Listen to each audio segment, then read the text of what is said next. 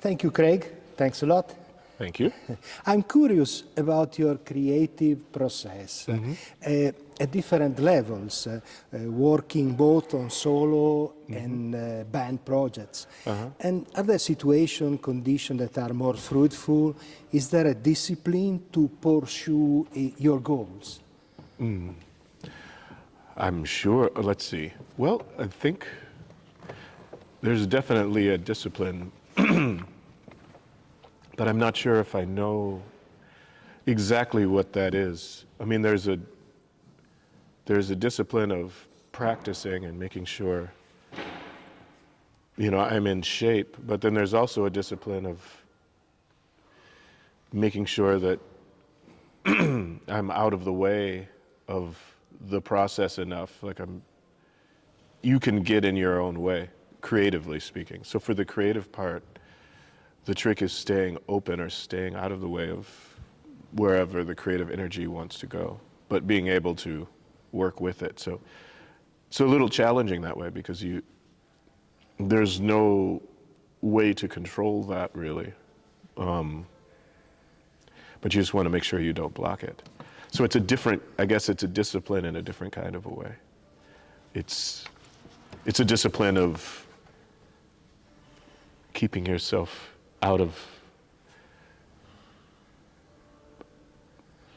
not being too much in control, if that makes sense. Yeah. Interesting. I read that your inspiration comes from different sources, but are there music and musicians that are accompanying you during the years with pleasure and continuous surprise, let's say? Oh, so many, yeah. It's impossible to answer that with any pinpointing one, any real short enough answer leaves out the larger picture. So, and it becomes incomplete. So the more I try to answer that, the further away it gets from the truth in a way.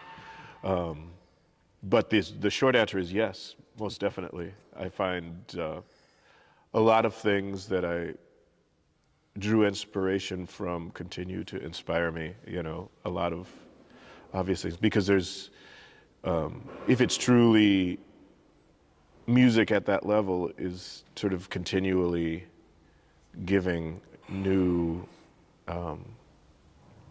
offering new perspectives, and it can, every time you listen, it's presenting something new. And I find that I'm hopefully just trying to do something myself that can achieve that, Improvisation is the great mystery, no? And maybe you consider your approach to it, you think about your approach to it. Could you describe it?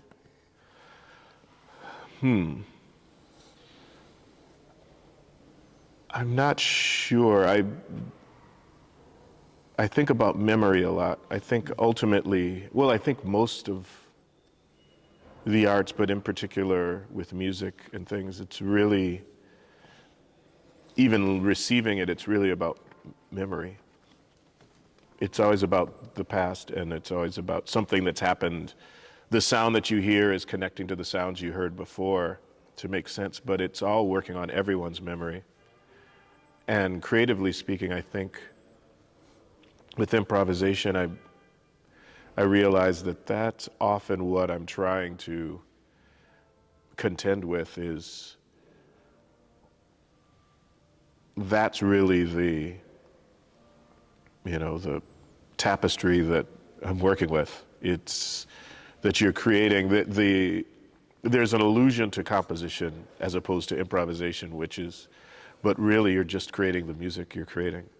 Otherwise it only exists when it makes sound, And so, but then that's always a process of capturing that. So in a way, for me, with the creating spontaneously, it's almost like I'm trying to remember the piece I'm playing, even though it hasn't been played before. If that makes sense, it's strange, but I really think the more I've done it, the more I'm realizing it's kind of that process seems to be, it's like this piece already exists, and I'm trying to play it the best way I can. If that makes sense. It probably doesn't, but. I always look at the piano also as a percussive instrument, being both melodic and rhythmic. No? This ambivalent, sometimes ambiguous nature is a great part of its expressive richness. I read that during your career it happened that you played in bassless ensembles. And this could have been related to your approach to your instrument. What do you think about these aspects?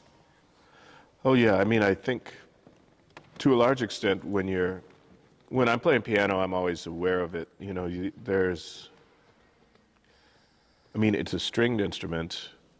It's really just a big zither or dulcimer, hammered dulcimer, you know, but the keys and everything about it, that it's based on striking, you know, hammers, striking strings and things. It's inherently a rhythmic process.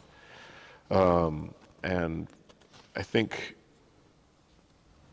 for a lot of us coming from the tradition I'm coming from, I think the piano has also always been approached in a lot of ways from a rhythmic basis, and feeling it first that way, you know. Like I think Cecil Taylor said, it's 88 drums, you know, and there's a certain truth to that, you know. You intone them and you can make them sing and do all sorts of things, but that's true of a talking drum or any kind of thing. So that awareness, and I think I've always felt it rhythmically almost first as what I'm trying to engage with. And you worked both with acoustic and electronic instruments. Which are your current preferences? And technology is running fast. Is it offering also good and new creative tools? Yeah, I don't really have a favorite. I mean, I consider them in really a different light. So you know, things that are electronic, and then playing the piano. Piano is the thing I play the most, that I have that kind of inherent connection with. And also it's the only one that works if there's no power, if there's no electricity. So it holds a special space that way. There's certain organs that would work that way as well. But that certainly changes the context. As far as new technology, there's always new things being offered, and I think really a lot of the possibilities with the way technologies move forward, the most interesting keeps opening up entirely new worlds of possibility in terms of how to engage with sound, and I'm interested in all of it. A lot of the questions now they're sort of offered that interest me are really extending how we hear.